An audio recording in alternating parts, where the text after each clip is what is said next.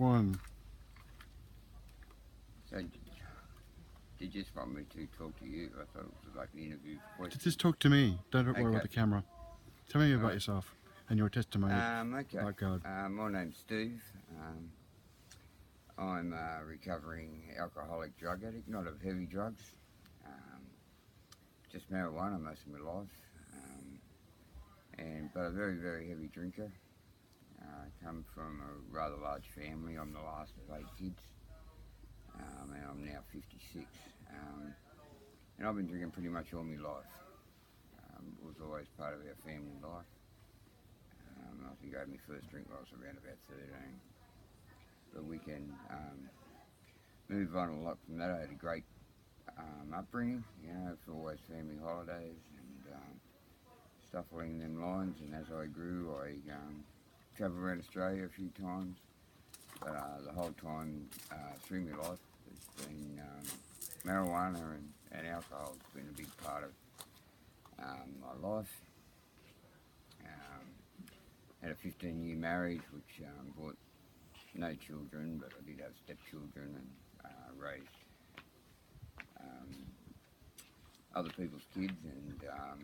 And the second marriage, which brought my only child, who's now 20. Lasted for 12 years, but then she was, and through this whole time, I just drunk. It seemed like I always worked through my life. I've never been a bludger. That's good, mate. Yeah, I've always worked through the whole time. Good for your soul. Everything like that. So, but the last, say, 10 or 15 years of my life, I've just been totally devastated on alcohol and Why is that? Well, through the second breakup of my life, my child wasn't taken away from me, but decided to live with a mother, Right. and depression set in. And of course, I was by myself a lot of the time. Why is that? Just due to probably my insecurities, and I tried to stay away from my family. Yeah. Because I had so many problems of my own. I figured they just really didn't need mine. So I did. I kind of hid myself away and just tried to do the best I can, which in hindsight now was the worst thing I could have ever done. Yeah. I've seen a couple of my good mates die through the years. Sorry to hear that. My best man at my wedding, my first wedding, one of the most genuine men I've ever met in my life, and I do call him a very gentle man, and I wouldn't even put myself in his category, and he only made it to 48, and I'm guessing it had a lot to do with the drink and the alcohol after talking to a friend of mine. Well, it's poison.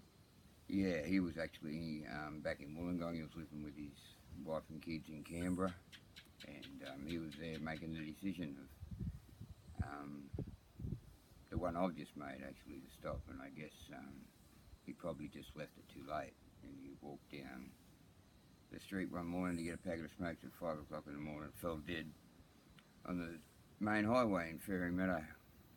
They found him about an hour later.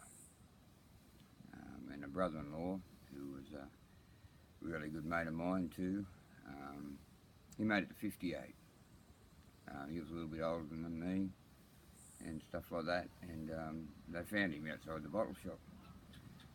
As he left the bar to walk back to his room in the motel in which he lived. And again, when this was happening, nothing really affected me. It didn't seem to hit me like it hits me right now. I still talk to him every day and have done for a long time. Yeah. They're a big association with my life. But due to the separation, back to where we were, due to the separation of my daughter,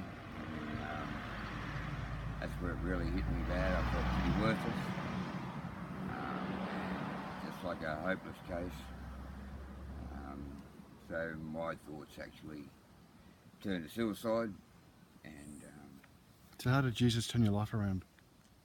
Fishers and men They did. put me on the step to the Lord. Good. I was at me down and outs, and I tried to commit suicide 3 or 4 times between me in my life. Once through pills, which was a pretty pitiful effort. Then I tried to starve myself to death a couple of times, and very nearly succeeded. Fortunately, you didn't.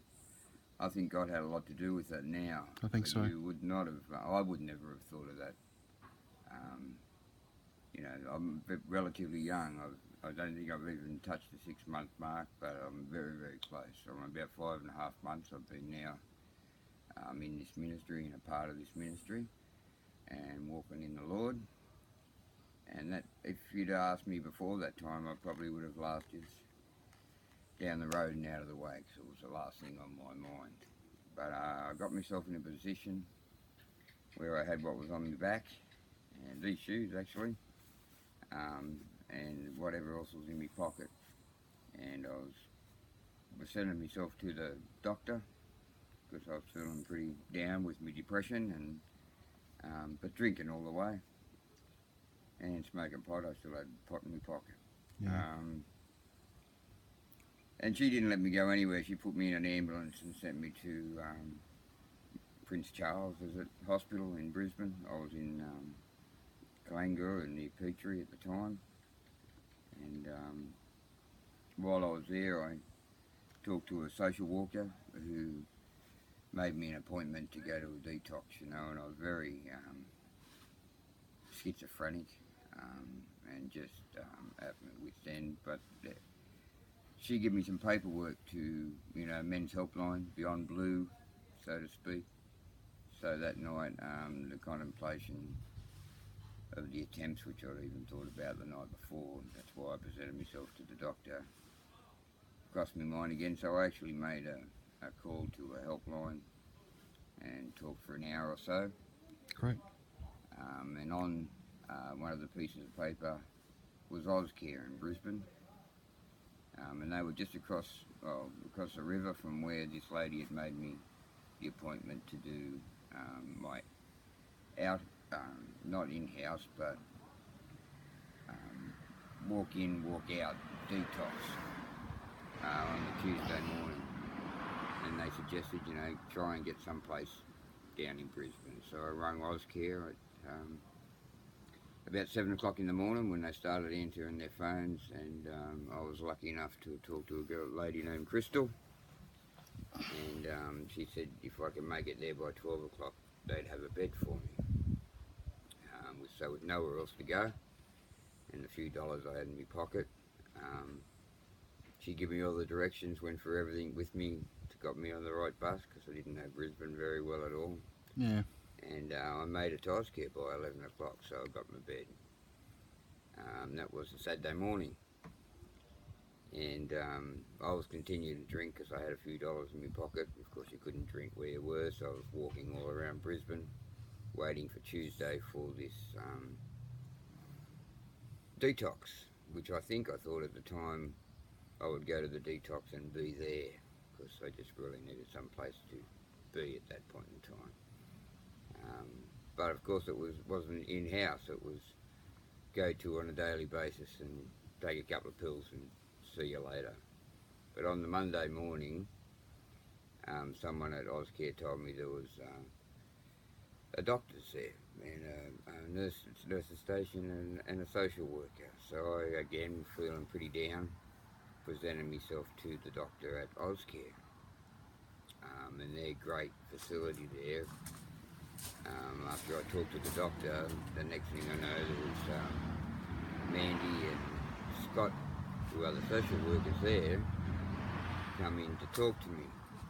So I explained my situation about my appointment on Tuesday, and that's what I was doing. And they let me know that I could probably do detox there, in-house, so I wouldn't have to leave. But I wanted to honour my appointment on the Tuesday morning, so they allowed me to go across, and I talked to the lady over where I was, and she not laughed at me, but she said, you just do it in-house.